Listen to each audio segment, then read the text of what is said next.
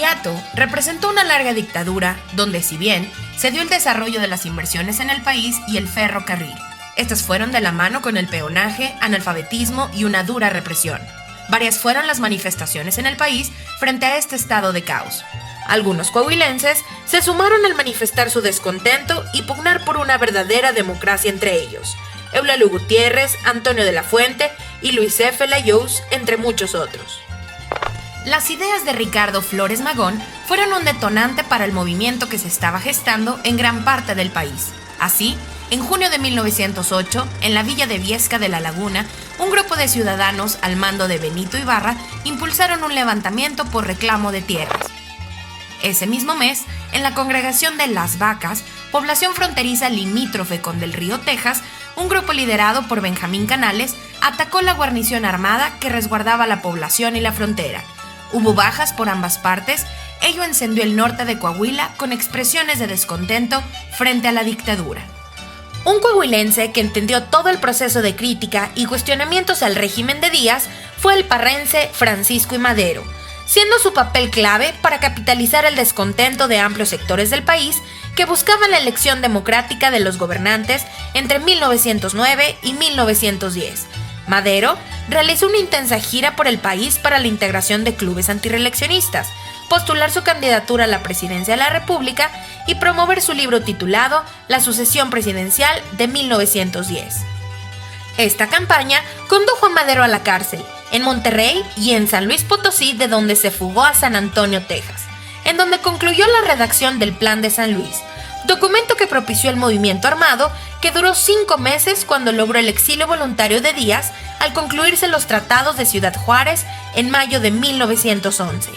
Madero inició en la frontera de Coahuila una intensa gira triunfal hasta llegar a la Ciudad de México, lugar desde donde el maderismo triunfante convocó elecciones el otoño de 1911, comicios en los que resultó electo presidente y en Coahuila la gobernatura fue ganada por Venustiano Carranza.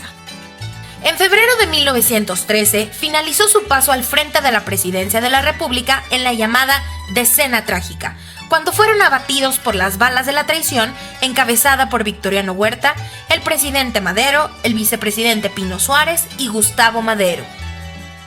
Este escenario convulsionó al país. La mayoría de los gobernadores se subordinaron al nuevo régimen usurpador. No así en Sonora y Chihuahua, donde hubo resistencias, y en Coahuila, donde Venustiano Carranza, con una visión propia de momentos de crisis, obtuvo de la legislatura local el desconocimiento de Huerta. Esto detonó un nuevo movimiento armado encabezado por el gobernador coahuilense. En febrero de 1913 surgió el movimiento constitucionalista.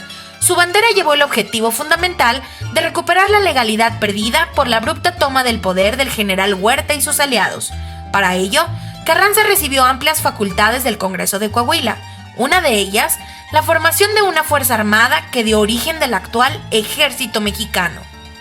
Carranza recorrió el estado durante las semanas siguientes a su insurrección frente al poder espurio de Victoriano Huerta, quien movilizó fuertes contingentes de tropa federal a Coahuila y Nuevo León buscando apagar los movimientos carrancistas. Después de la incursión de los constitucionalistas sobre Saltillo con el ánimo de hacer más visible su movimiento, en su forzada retirada al norte, se detuvieron en la hacienda de Guadalupe, donde los primeros oficiales del constitucionalismo discutieron y firmaron el plan que les presentó Carranza.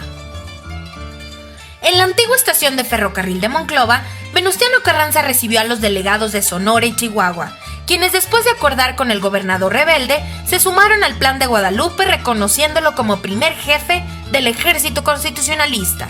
La persecución de las fuerzas huertistas se recrudeció en Coahuila. Así, tras la toma de Candela, siguieron la derrota en Monclova y una rápida y fugaz intención de tomar Torreón.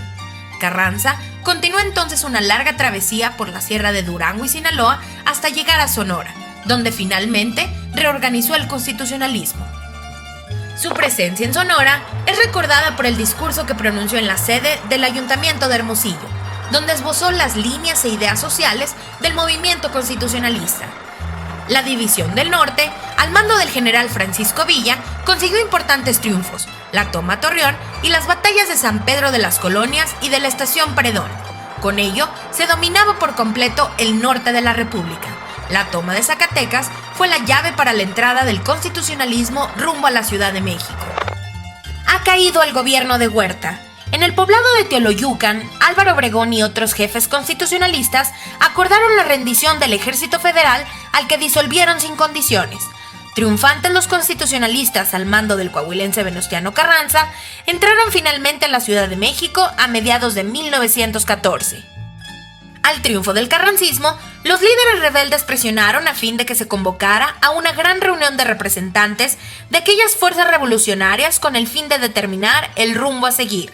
Nacía así, entre desencuentros, la Convención de Aguascalientes, en la que tras discusiones y actos posteriores a ella, se designó como presidentes de la República a los coahuilenses Eulalio Gutiérrez Ortiz y luego a Roque González Garza.